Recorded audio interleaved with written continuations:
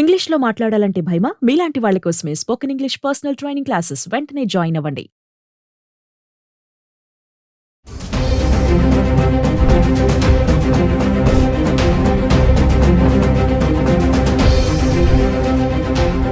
నమస్తే, welcome back to Suman TV. ప్రస్తుతం మనతో పాటు ఉన్నారు consumers affairs committee chairman Mandari Krishna Reddy గారు.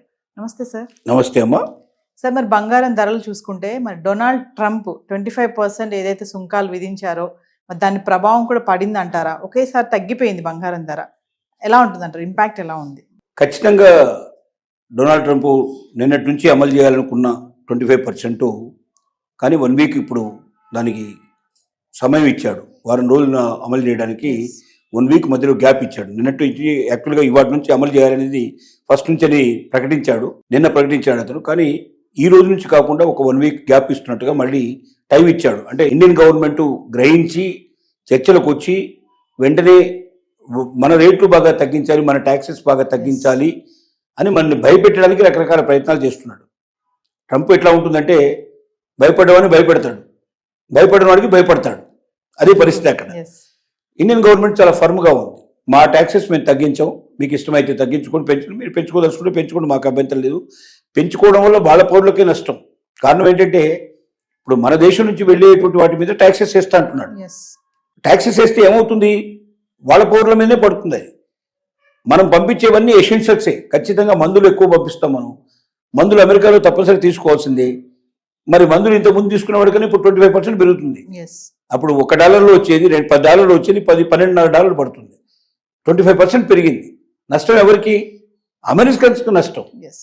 మన వాళ్ళు సప్లై చేయడం ఒకవేళ ఆపేస్తే, ఇంత ఎక్కువగా భారీగా ఉండేది అక్కడ అమ్ముడు పోదనే పద్ధతిలో ఆపేసినట్టయితే మన వాళ్ళకు నష్టం వచ్చే అవకాశం ఉంటుంది. కానీ మనం పంపించే మందులన్నీ కూడా ఎసెన్షియల్ అయినటువంటివే, అవి వాడక తప్పదు. ఇంతకన్నా తక్కువ రేట్లో ఏ దేశం అక్కడ సప్లై చేయగలిగే పరిస్థితి లేదు. కాబట్టి మనం పంపకపోవడం వల్ల అమెరికా నష్టపోతుందని మనం నష్టపో. ఇలాంటి కొన్ని ఆలోచనలతోటి ఇండియన్ గవర్నమెంట్ చాలా ఫర్మ్గా ఉంది. కానీ మార్కెట్లో దాని ప్రభావం అమలు చేయకముందే 25% ట్యాక్సెస్ అని ప్రకటించగానే దెబ్బపడుతుంది. ముఖ్యంగా అమెరికా అధ్యక్షుడు ప్రకటించినటువంటి 25% సుంకాలు భారతదేశం నుంచి వచ్చేటువంటి ఐటమ్స్ మీద వేస్తానని చెప్పడం ఒకటి. రెండోది, రష్యా నుంచి చమురు కొనుగోలు చేయకూడదు అని ఆంక్ష పెట్టాడు భారతదేశానికి. ఎప్పటి నుంచో పెట్టారు, ఇది ఇప్పుడున్న ఆంక్ష ఏం కాదు, ఎప్పుడో పెట్టారు. కానీ ఇప్పుడు ఏం దీనికి లింక్ పెట్టాడంటే ఈ సుంకాలు పెంచడానికి అది కూడా ఒక కారణం అంటాడు. అంటే రష్యా మరి యుద్ధాలు చేస్తోంది కాబట్టి యుక్రెయిన్ మీద యుద్ధం చేయడం వల్ల యుక్రెయిన్ అనేది మొత్తం వెస్టర్న్ కంట్రీస్ కన్నిటికీ దగ్గరది కాబట్టి, దాన్ని అమెరికా సపోర్ట్ చేస్తుంది కాబట్టి రష్యా యుద్ధం చేయడం వల్ల యుక్రెయిన్ నష్టపోతుంది.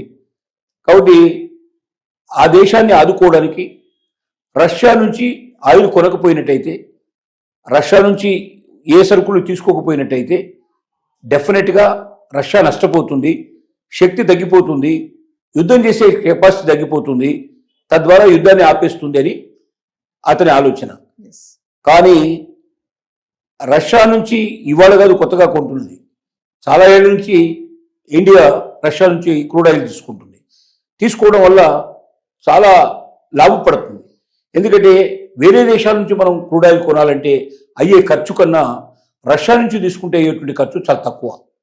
అంటే లాభపడుతుంది, ఇండియా లాభపడుతుంది. దానివల్ల మనం ఇక్కడ పెట్రోల్ రేటు ఎక్కువ లేకుండా మనం దాన్ని కంట్రోల్గా ఉండుకోవడానికి మనకు ఒక అవకాశం ఏర్పడుతుంది. ఇప్పుడు అక్కడ ఏమైందంటే రష్యా మీద ఆంక్షలు పెట్టడం వల్ల, అంటే రష్యా క్రూడ్ ఆయిల్ భారతదేశం కొనడానికి వీల్లేదు అని కండిషన్ పెట్టడం వల్ల ఆ క్రూడ్ ఆయిల్ రేటు పెరుగుతుందేమో అనేటువంటి భయంతో కూడా మనం వాళ్ళు కొంతమంది ఉన్నారు. కానీ ఆశ్చర్యంగా క్రూడ్ ఆయిల్ రేటు ఇంకా తగ్గింది. కానీ బంగారం రేటు కూడా తగ్గింది. దానికి కారణాలు ఒకటి, అమెరికా సుంకాల వల్ల భారతదేశానికి నష్టం వాటిల్తుందేమో అనే పరిస్థితి, కొనగలిగే శక్తి తగ్గుతుందేమో అనే భయం ఒకటి ఉండదు. రెండోది ఏంటంటే మన రూపాయి కొంచెం బలపడింది, డాలర్ రేటు కొద్దిగా తగ్గింది. అంటే డాలర్ ఎప్పుడైతే తగ్గిందో ఆటోమేటిక్గా ఇక్కడ బంగారం పెరగడానికి తగ్గడానికి కూడా పాసిబిలిటీ ఏర్పడింది. అది కూడా ఒక కారణంగా మనం చెప్పుకోవచ్చు. ఇంకా రకరకాల కారణాలు దీనికి తోడైనాయి. వెండి కూడా రేటు తగ్గింది, బంగారంతో పాటు కూడా వెండి తగ్గింది. కాబట్టి భవిష్యత్తు లోపల ఈ ఫ్లక్చువేషన్ ఇంకా కొంతకాలం ఉండే అవకాశాలు ఉన్నాయి. ఇది చివరికి మనకు 70,000 75,000 దాకా కూడా వచ్చి మళ్ళీ లేదా అక్కడి నుంచి 125 దాకా కూడా పోయి ఈ మధ్యలో ఆడే అవకాశాలు చాలా ఎక్కువగా ఉన్నాయి, బలంగా తయారవుతున్నాయి. ఎస్. కాబట్టి ప్రపంచంలో ఏ మూల చిన్న సంఘటన జరిగినా దాని ప్రభావం బంగారం మీద ఉంటుంది. 500-1000 రూపాయలు పెరిగిందని మనం భయపడాల్సిన అవసరం లేదు, తగ్గిందని మనం ఏదో సంబరపడాల్సిన అవసరం లేదు. పెరుగుదలలు తగ్గుతూనే ఉంటాయి. నిశ్చయంగా పెట్టుబడి పెట్టదలుచుకున్న వాళ్ళు, డబ్బున్న వాళ్ళు ఎవరైనా సరే పెట్టుబడి పెట్టుకొని తీసుకుంటే తప్పు లేదు. బంగారం అనేది ఒక మంచి, మనం దాన్ని దాచుకోవడానికి, దాన్ని ఒక రకంగా మనం ఎప్పటికైనా సరే ఉపయోగించుకొని తొందరగా డబ్బు చేసుకోవడానికి అవకాశం ఉండేటువంటిది, మన అవసరాలు తీర్చుకోవడానికి ఉపయోగపడేది.